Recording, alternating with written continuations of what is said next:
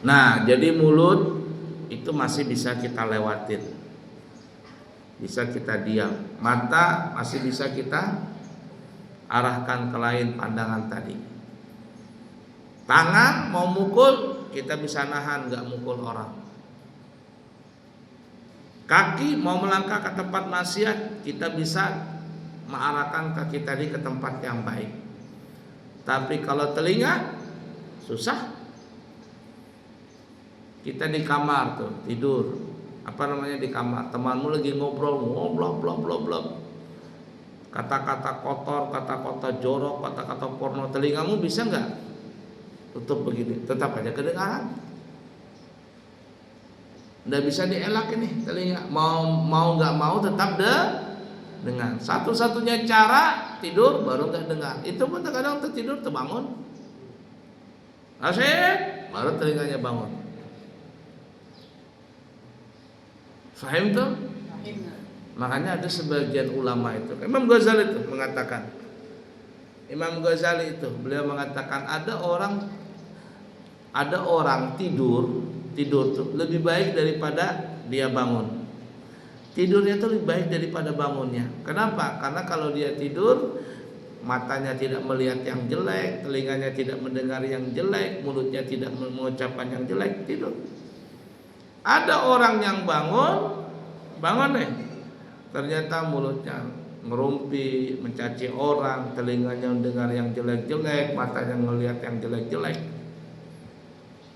Mana yang lebih baik, tidur atau yang bangun tadi? Itu kalau bangunnya berbuat maksiat. Tapi kalau majelis ilmu lagi belajar tidur, ya itu kacau. Waktu belajar, membaca kitab, membaca hadis, membaca ayat Allah Ta'ala, mendengar yang baik-baik, melihat yang baik-baik, lah dia tidur, nah itu salah, itu tidur ya salah.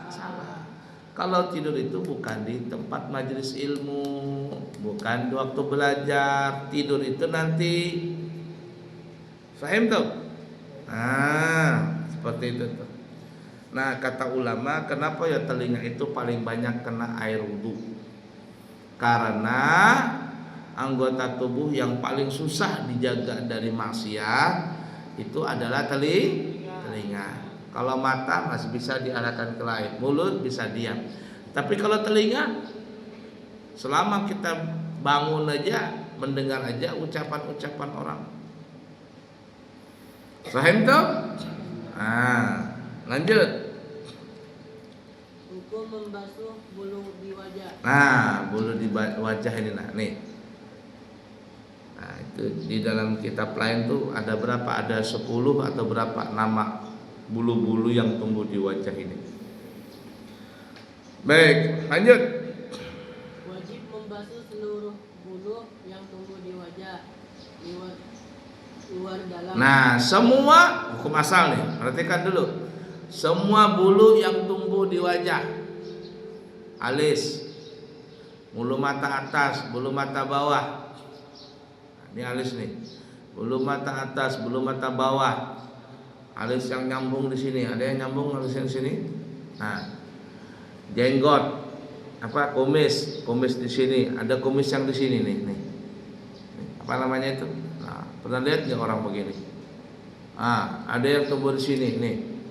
Jenggot di sini, tumbuh di sini lagi. Nah, di sini. Jambang sampai ke sini, sampai ke bawah sini, ke sini ada lagi itu. Nah, tai lalat di sini, ada bulunya tumbuh di sini. Ada Tio? Di mana? Nah, itu. Nah, tumbuh bulunya di tai lalat itu. Banyak bulu-bulu di wajah itu. Paham tuh? Nih, jenggot di bawah sini nih. Nah, nih. Ada yang punya jenggot sini? Nah, nih. Buya nih jenggot putih sudah. Senang Buya punya jenggot putih. Nggak Buya pirangin biar aja putih. Paham tuh? Nah, sini jenggot. Ini hukum asal. semua bulu-bulu yang ada tumbuh di wajah itu semuanya wajib basah sampai basah bulu-bulunya sampai ke dalam kulit wajah dibasah. Nah, kecuali nanti kita lihat. Lanjut. Kecuali jenggot dan jambang atau godek yang tebal. Jenggot, sini jenggot sama cambang. Ini cambang namanya. Ini cambang tuh begini, ada yang sampai ke sini cambangnya. Ini lain lagi dalam bahasa Arab ada bulunya sampai ke sini nih. Monkey king, tau monkey king. Keras sakti, sampai ke sini bulunya. Ini jenggot sini nah. Cambang di sini. Kalau yang di sini tumbuh bulu di sini itu wajib basah ini. Yang di sini nah, tumbuh bulu. Kalau yang di sini jambang namanya. Nah, kalau jambang ini sampai ke sini, jenggot di sini, ini jenggot sini.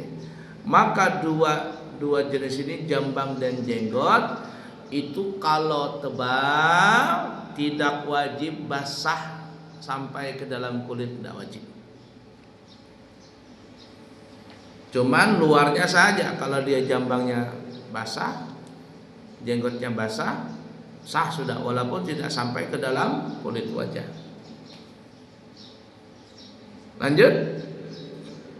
Hanya wajib membasuh bagian luarnya saja. Nah, luarnya saja yang wajib dibasuh, dalamnya nggak wajib. Lanjut.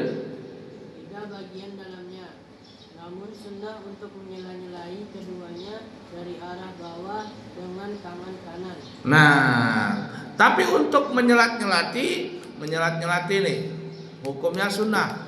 Ada punya jenggot tebal, jambang tebal, wudu sudah jenggotnya basah,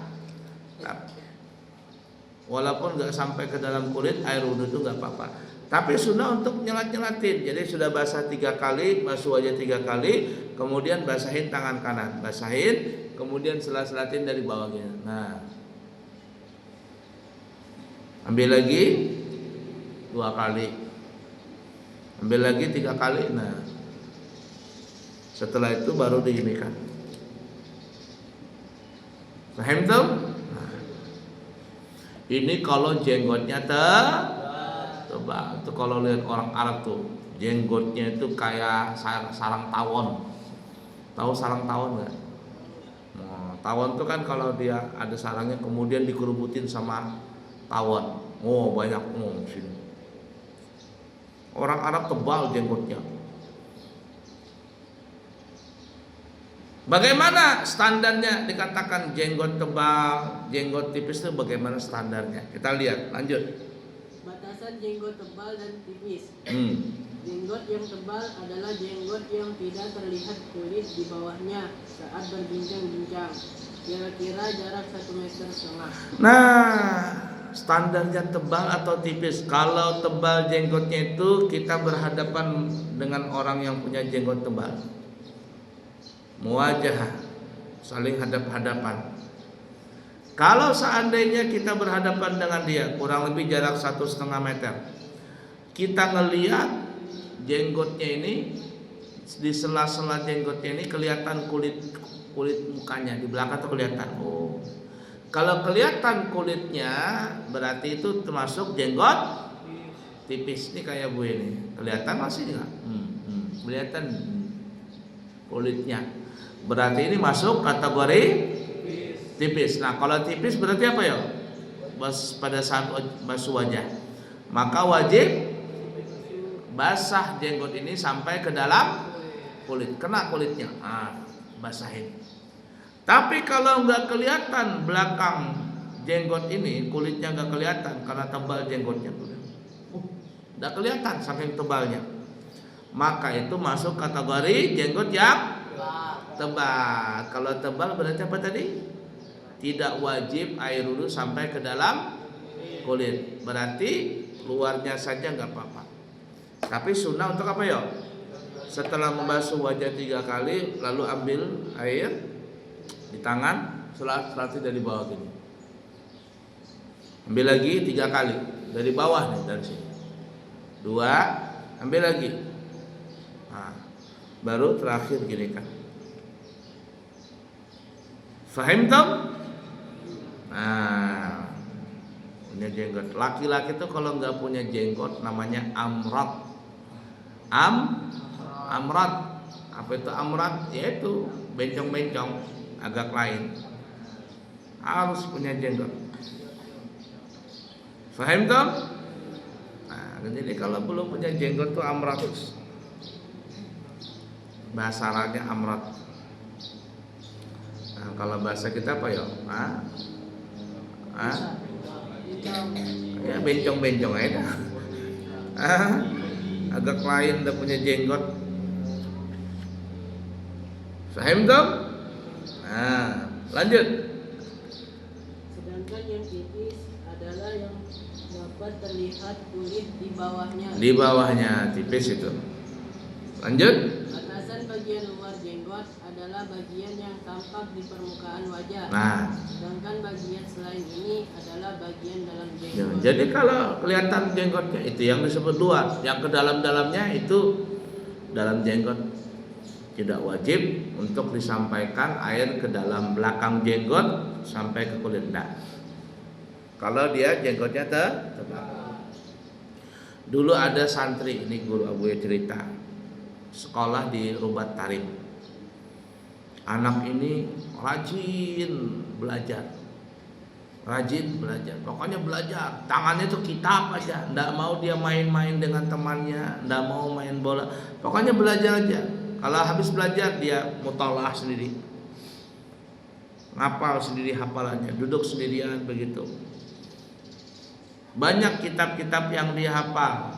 Al-Quran jangan ditanya lagi, itu sudah wajib orang menghafal Quran di Hadramaut. Umur-umur yang 7 tahun, 8 tahun tuh banyak orang hafal Quran. Ya Rashid. Nah, umur kayak kamu gini sudah banyak hafal Quran di Hadramaut. Apalagi di Singkiti. Singkiti itu daerah mana? Daerah Afrika itu. Singkiti namanya. Itu paling terkenal tuh Singkiti itu. Orang anak-anak yang hafal Quran. Kamu lihat di Afrika itu ada orang yang belajar Al-Quran, anak-anak. Belajarnya pakai papan tulis kecil. Tidak ada pakai kitab, buku tidak ada. Nah, papan tulis ditulis. Nanti setelah tulis dihafal, habis dihafal dihapus. Gurunya di samping, pakai kayu, pakai tongkat, bukan lagi rotan, kayu, tongkat gitu. Udah bisa, muridnya. Udah berani ngadu pulang ke rumah, nggak berani. Kalau ngadu sama orang tuanya ditambahin sama orang tuanya. Gurunya, duduk dia di padang pasir berkeliling baca Quran. Itu orang-orang sana kuat menghafal. Coba bayangkan kamu kalau pesantren, kata Abu ya pergi ke Singkit sana. Udah sampai 1 hari 1 jam pulang sudah udah kuat Abu ya belajar. Alamnya panas, gersang, gurunya ngeri-ngeri, killer-killer semuanya. Tapi negaranya terkenal penghafal Quran. Singkiti namanya.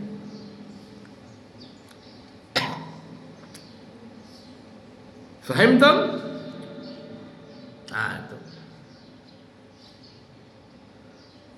La ilaha illallah. Nah jadi ada di Rubat Tarim itu saking asik belajar, dia punya jenggot tebal. Kata gurunya, coba pang kamu ini bersih-bersihin jenggot kamu tuh lah. Dirapikan, disisir-sisir, jenggotnya tebal banget.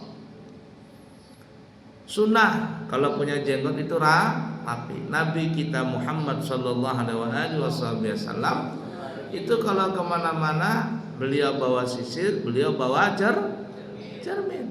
Benda itu selalu dibawa, siwak, cermin, sisir. Siwak, cermin dan sisir. Nabi itu. Nanti Nabi ambil sisir, nah beliau sisir jenggot beliau rapi. rambut beliau disisir. Nah, terus apa lagi? Cermin, beliau cermin. Sunnah itu. Jadi kata gurunya, coba bang kamu bersih-bersih jenggotmu tuh, nah dibersihkan. Akhirnya apa yang terjadi? Ya guru keasikan belajar jadi jorok, nggak bersihkan badan. Ketika dia sisir, dia punya jenggot, dipotong-potong yang agak nggak rapi dirapikan, jadi orang banyak pak, orang kita diles, disisir jenggotnya, ternyata apa yang keluar? Apa yang keluar dari jenggotnya? 2 ekor kalajengking keluar dari jenggotnya. Kaget dia, Uma. Jadi bukan lagi kutu yang besar di jenggotnya, bukan lagi kecoa. Kalau Benyamin, tahu Benyamin Tarsan Kota? Pernah nonton nggak film Tarsan Kota? Benyamin S. Tahu Benyamin nggak? Belum lahir kamu. Benyamin S. Nah, jadi Benyamin itu dia pernah filmnya namanya Tarsan Kota. Dari Tarsan lalu dia pergi ke kota. Nah, bingung dia, kayak orang primitif masuk di dalam penjara dalam besi. Manggil dia, "Emak!" Wah, kuat dia. Kalau dia manggil emak, "Emak!" keluar nih. Besinya bengkok. Polisinya kaget, "Mau kemana?" "Mau pipis," katanya. Pipis. Habis pipis masuk lagi dalam penjara. "Emak!" katanya. Besinya ditutup lagi. Kaget dia. Polisinya kaget. Ada penjahat yang di sampingnya itu. Berarti kalau manggil emak bisa bengkokin besi. Penjahat yang di samping, "Emak!" nggak bisa bengkok.